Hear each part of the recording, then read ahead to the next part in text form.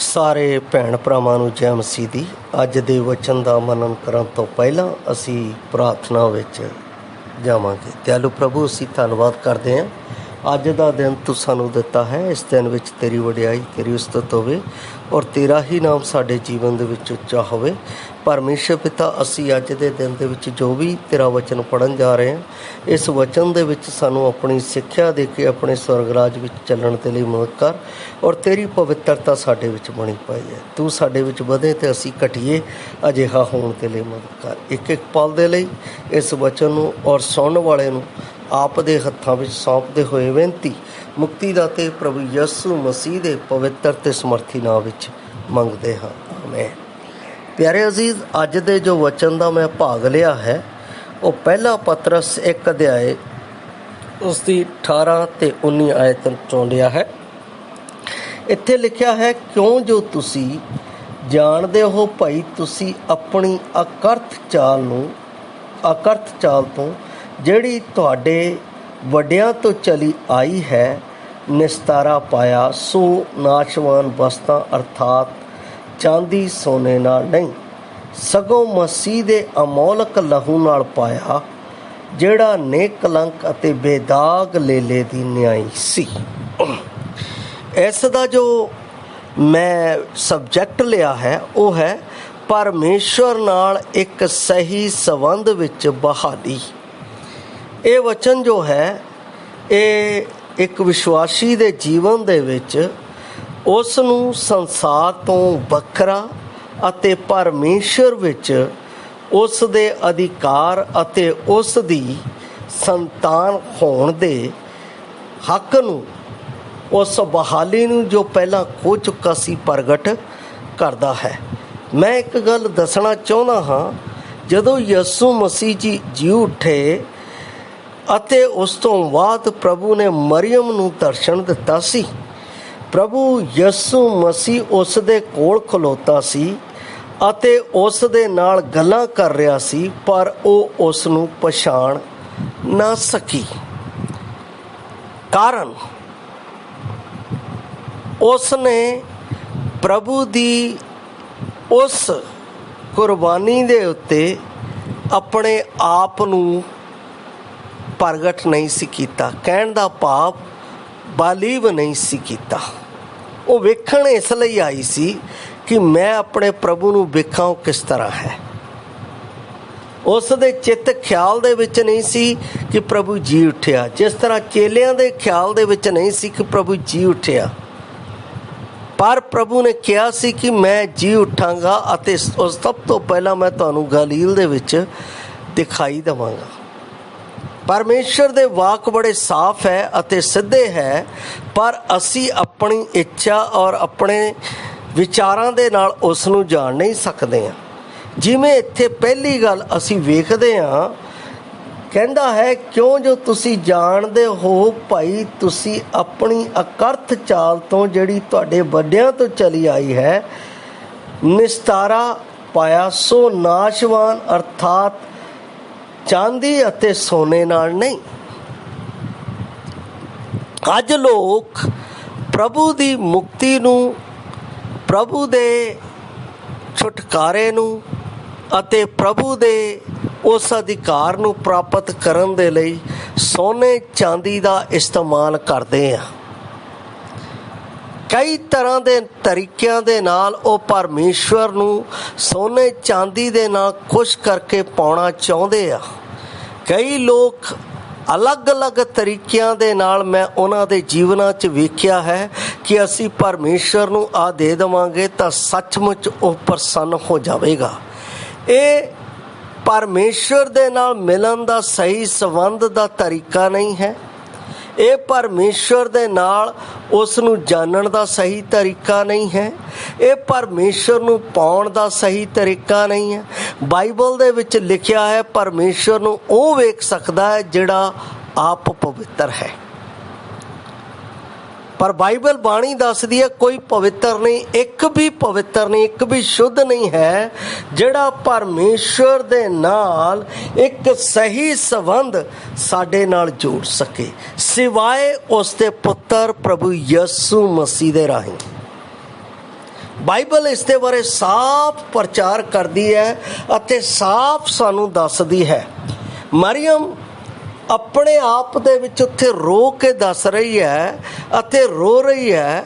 ਉਹ ਪਰਮੇਸ਼ਵਰ ਨੇ ਜੋ ਉਸ ਦੇ ਜੀਵਨ ਦੇ ਵਿੱਚ ਜਦੋਂ ਜੀਵੰਤ ਸੀ ਗੱਲਾਂ ਕੀਤੀਆਂ, ਉਸ ਦੇ ਉੱਤੇ ਉਸ ਦਾ ਕੋਈ ਵਿਚਾਰ ਨਹੀਂ ਹੈ, ਉਸ ਦੇ ਉੱਤੇ ਉਸ ਦਾ ਕੋਈ ਧਿਆਨ ਨਹੀਂ ਹੈ। ਇੰਨਾ ਉਸ ਨੂੰ ਪਤਾ ਹੈ ਕਿ ਪ੍ਰਭੂ ਯਿਸੂ ਮਸੀਹ ਕਲਵਰੀ ਕਰੂਸ ਦੇ ਉੱਤੇ ਮਾਰੇ ਗਏ ਆ ਅਤੇ ਉਸ ਨੂੰ ਕਬਰ ਦੇ ਵਿੱਚ ਦਫਨ ਕਰ ਦਿੱਤਾ ਹੈ। ਹੁਣ ਉਹ ਪਰਮੇਸ਼ਵਰ ਦੀ ਸਮਰੱਥ ਦੇ ਨਾਲ ਜੀ ਉੱਠਿਆ ਹੈ ਔਰ ਉਸ ਦੇ ਬਾਰੇ ਪਹਿਲਾਂ ਤੋਂ ਹੀ ਨਬੀਆਂ ਨੇ ਵਿਚਾਰ ਕਰ ਦਿੱਤਾ ਸੀ ਕਿ ਉਹ ਤੀਸਰੇ ਦਿਹਾੜੇ ਜੀ ਉੱਠੇਗਾ। ਯਸ਼ਾਇਆ 53 ਅਧਿਆਏ ਦੇ ਵਿੱਚ ਉਸ ਦੇ 9 ਤੋਂ 12 ਦੇ ਵਿੱਚ ਇਹ ਪਹਿਲਾਂ ਭਵਿੱਖਬਾਣੀ ਕਰ ਦਿੱਤੀ ਗਈ ਸੀ ਕਿ ਉਹ ਜੀ ਉੱਠੇਗਾ ਔਰ ਜਦੋਂ ਜੀ ਉੱਠੇਗਾ ਤਾਂ ਅਸੀਂ ਉਸ ਦੇ ਵਿੱਚ ਧਰਮੀ ਠਹਿਰਾਏ ਜਾਵਾਂਗੇ ਤੇ ਅਸੀਂ ਵੀ ਜਵਾਲੇ ਜਾਵਾਂਗੇ। ਕੁਰਾਂਥੀਆਂ ਦੇ ਵਿੱਚ ਪੌਲਸ ਤਾਂ ਇਹੀ ਕਹਿੰਦਾ ਹੈ, ਪ੍ਰਭੂ ਯਿਸੂ ਮਸੀਹ ਮੁਰਦਿਆਂ ਵਿੱਚੋਂ ਜੀ ਉੱਠੇ ਹੋਇਆਂ ਦਾ ਪਹਿਲਾ ਫਲ ਹੈ, ਕੋਈ ਹੋਰ ਨਹੀਂ ਜੀ ਉੱਠਿਆ। ਪਰ ਇਹ ਘਟਨਾ ਜਿਹੜੀ ਇੱਥੇ ਪਤਰਸ ਦੱਸ ਰਿਹਾ ਹੈ, ਉਹ ਇਹ ਦੱਸ ਰਿਹਾ ਕਿ ਤੁਹਾਡਾ ਛੁਟਕਾਰਾ ਸੋਨੇ ਚਾਂਦੀ ਅਰਥਾਤ ਨਾਸ਼ਵਾਨ ਵਸਤਾਂ ਨਾਲ ਨਹੀਂ। ਅਸੀਂ ਆਪਣੇ ਜੀਵਨ ਦੇ ਵਿੱਚ ਛੁਟਕਾਰਾ ਕਿਸੇ ਰੁਪਏ ਪੈਸੇ ਜਾਂ ਕਿਸੇ ਵਸਤ ਨੂੰ ਚੜਾ ਕੇ ਪਰਮੇਸ਼ਰ ਦੇ ਕੋਲੋਂ ਪਾ ਨਹੀਂ ਸਕਦੇ ਹਾਂ। ਕਈ ਲੋਕ ਦਾਨ ਪੁੰਨ ਕਰਦੇ ਆ, ਕਈ ਲੋਕ ਆਪਣਾ ਕਈ ਤਰ੍ਹਾਂ ਦੇ ਕੰਮ ਕਰਦੇ ਆ, ਉਹਦੇ ਨਾਲ ਸਾਡਾ ਛੁਟਕਾਰਾ ਨਹੀਂ, ਕਿਉਂਕਿ ਬਾਈਬਲ ਦੇ ਵਿੱਚ ਲਿਖਿਆ ਤੁਹਾਡੇ ਕੰਮ ਪਰਮੇਸ਼ਰ ਦੇ ਅੱਗੇ ਮੈਲੇ ਚਿੱਥੜੇ ਕੱਪੜਿਆਂ ਦੇ ਸਮਾਨ ਹੈ। ਕਿਉਂਕਿ ਉਹ ਪਾਪ ਦੇ ਨਾਲ ਹੈ। ਮੈਂ ਪਿਛਲੇ ਦਿਨਾਂ ਦੇ ਵਿੱਚ ਦੱਸ ਰਿਹਾ ਸੀ ਕਿ ਦਾਊਦ ਨੇ ਇੱਕ ਗੱਲ ਕਹੀ ਹੈ ਕਿ ਮੈਂ ਆਪਣੀ ਮਾਂ ਦੀ ਕੁੱਖ ਦੇ ਵਿੱਚੋਂ ਪਾਪੀ ਹੀ ਪੈਦਾ ਹੋਇਆ, ਕਿਉਂਕਿ ਉਹ ਮਾਤਾ ਪਿਤਾ ਦੀ ਅਭਿਲਾਸ਼ਾ ਦੇ ਨਾਲ ਪੈਦਾਇਸ਼ ਹੈ, ਉਹ ਪਰਮੇਸ਼ਵਰ ਦੇ ਨਾਲ ਨਹੀਂ ਹੈ। ਔਰ ਮਾਤਾ ਪਿਤਾ ਦੇ ਅਭਿਲਾਸ਼ਾ ਦੇ ਨਾਲ ਪੈਦਾਇਸ਼ ਪਾਪ ਦੀ ਪੈਦਾਇਸ਼ ਹੈ। ਉਹ ਮੇਰੇ ਲਈ ਛੁਟਕਾਰਾ ਨਹੀਂ ਹੈ, ਉਹ ਮੇਰੇ ਲਈ ਪਰਮੇਸ਼ਰ ਦਾ ਮਿਲ ਛੁਟਕਾਰਾ ਪਰਮੇਸ਼ਰ ਦੀ ਪਵਿੱਤਰਤਾ ਤੋਂ ਹੀ ਹੋ ਸਕਦਾ ਹੈ। ਔਰ ਉਹ ਪਵਿੱਤਰਤਾ ਪਰਮੇਸ਼ਵਰ ਨੇ ਸਵੈ ਆਪਣੇ ਪੁੱਤਰ ਪ੍ਰਭੂ ਯਿਸੂ ਮਸੀਹ ਦੇ ਰਾਹੀਂ ਜੋ ਮਨੁੱਖੀ ਰੂਪ ਵਿੱਚ ਮੁਜੱਸਮ ਹੋਇਆ, ਕਹਿਣ ਦਾ ਪਾਪ ਪੈਦਾ ਹੋਇਆ, ਪਵਿੱਤਰ ਪੈਦਾ ਹੋਇਆ ਔਰ ਉਸ ਪਵਿੱਤਰ ਮੇਮਨੇ ਨੂੰ ਵਧ ਕੀਤਾ ਗਿਆ।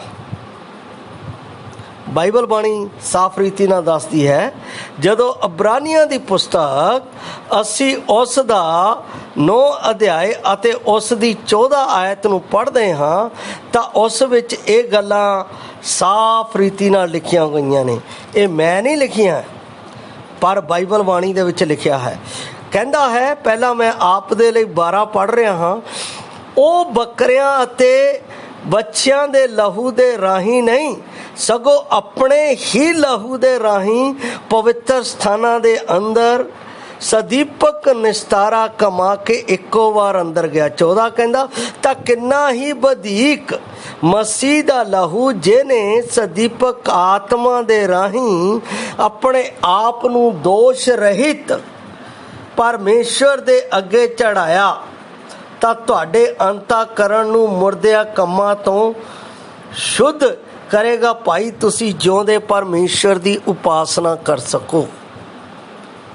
ਸਾਡੇ ਜੀਵਨ ਦੇ ਵਿੱਚ ਪਰਮੇਸ਼ਰ ਨਾਲ ਇੱਕ ਸਹੀ ਸੰਬੰਧ ਦੀ ਬਹਾਲੀ ਉਸ ਦੇ ਪੁੱਤਰ ਪ੍ਰਭੂ ਯਿਸੂ ਮਸੀਹ ਦੇ ਰਾਹੀਂ ਹੈ। ਇਹ ਮੇਰੀ ਇੱਛਾ ਜਾਂ ਮੇਰੇ ਕਾਰਜਾਂ ਦੇ ਰਾਹੀਂ ਨਹੀਂ ਹੋ ਸਕਦੀ ਹੈ। ਬਾਈਬਲ ਦੇ ਵਿੱਚ ਇਸ ਗੱਲ ਨੂੰ ਜਦੋਂ ਮੈਂ ਪਰਮੇਸ਼ਰ ਦੇ ਵਚਨ ਵਿੱਚ ਪੜ੍ਹਦਾ ਹਾਂ, ਨਿਸਤਾਰਾ ਲਾਜ਼ਮੀ ਤੌਰ 'ਤੇ ਨਿਸਤਾਰਾ ਖਰੀਦੇ ਜਾਣ, ਇੱਕ ਕੀਮਤ ਦੇ ਕੇ ਵਾਪਸ ਲੈ ਜਾਣ ਦਾ ਇੱਕ ਹਵਾਲਾ ਦਿੰਦਾ ਹੈ।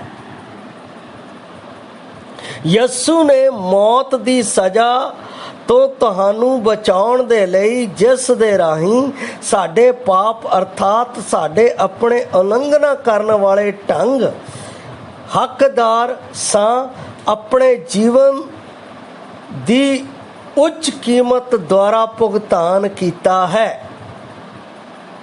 ਅਸੀਂ ਇਸ ਨੂੰ 19 ਆਇਤ ਦੇ ਵਿੱਚ ਵੇਖਦੇ ਹਾਂ।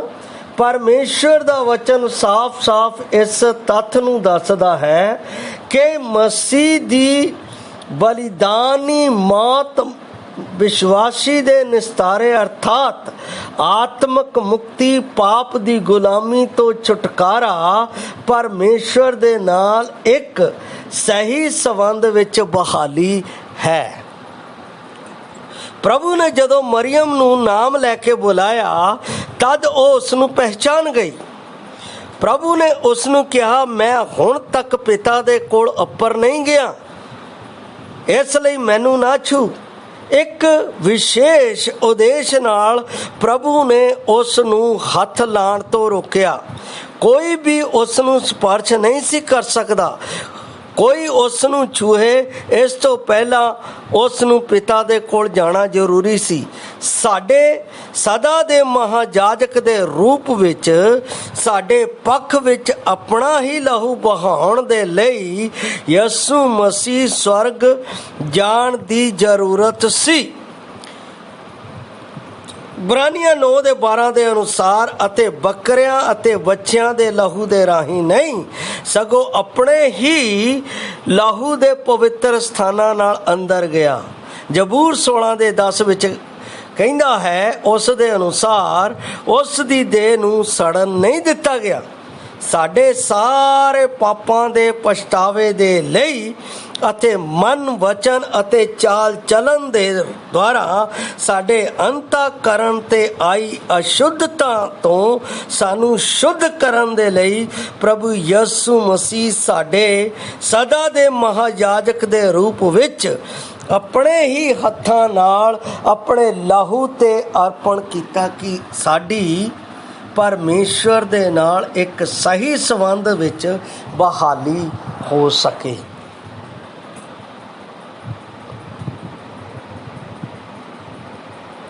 ਅਸੀਂ ਇੱਕ ਗੱਲ ਜ਼ਰੂਰ ਕਹਾਂਗਾ, ਕਈ ਵਿਸ਼ਵਾਸੀ ਇਸ ਬਹਾਲੀ ਦਾ ਮਜ਼ਾਕ ਉਡਾਉਂਦੇ ਨੇ।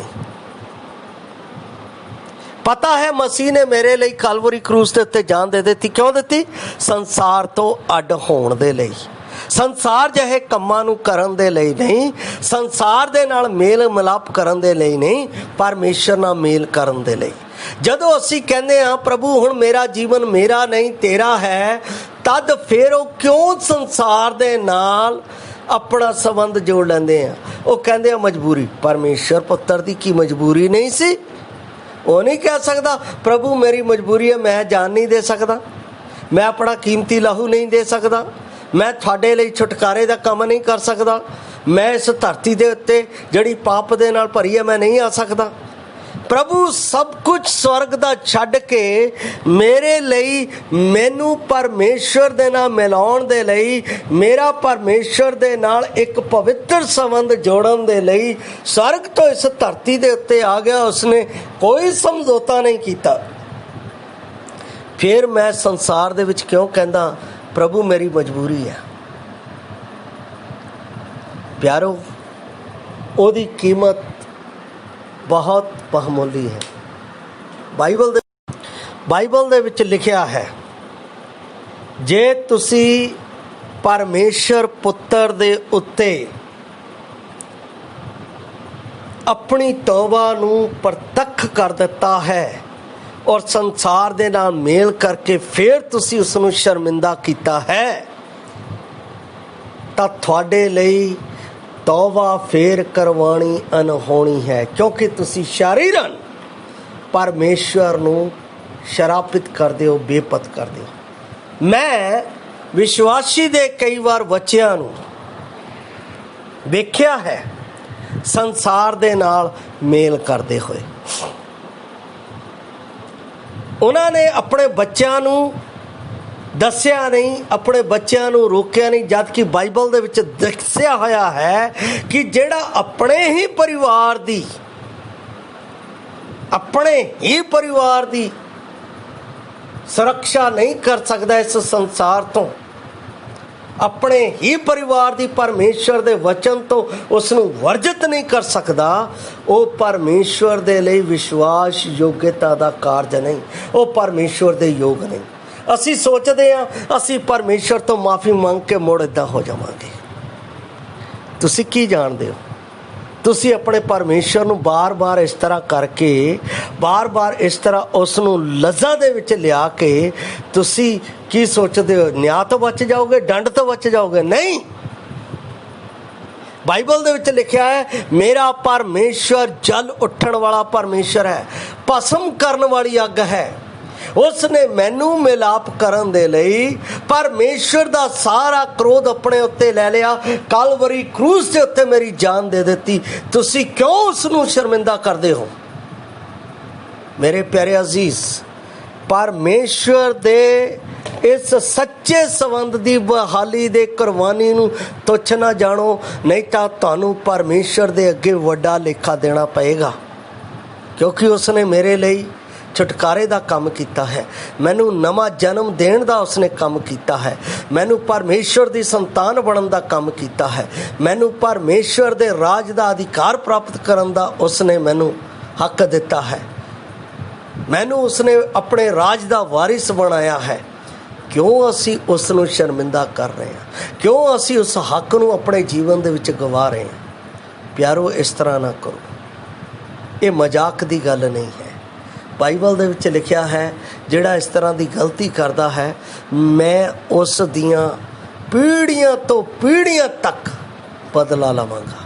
ਇਸ ਲਈ ਉਸ ਨਿਆਂ ਤੋਂ ਬਚਣ ਦੇ ਲਈ ਉਸ ਜਿਉਂਦੇ ਪਰਮੇਸ਼ਰ ਦੇ ਪ੍ਰਤੀ ਆਪਣੇ ਆਪ ਨੂੰ ਸਮਰਪਿਤ ਕਰੋ ਔਰ ਪਰਮੇਸ਼ਰ ਦੇ ਨਾਲ ਇੱਕ ਸਹੀ ਸੰਬੰਧ ਸਥਾਪਿਤ ਕਰੋ, ਜਿਸ ਦੇ ਨਾਲ ਤੁਹਾਡੀ ਬਹਾਲੀ ਨਿਆਂ ਦੇ ਸਮੇਂ ਪ੍ਰਗਟ ਕਰੇਗਾ। ਪ੍ਰਭੂ ਆਪ ਨੂੰ ਇਸ ਵਚਨ ਦੇ ਨਾਲ ਆਸ਼ੀਸ਼ ਦੇਵੇ। ਜੈ ਮਸੀਹ।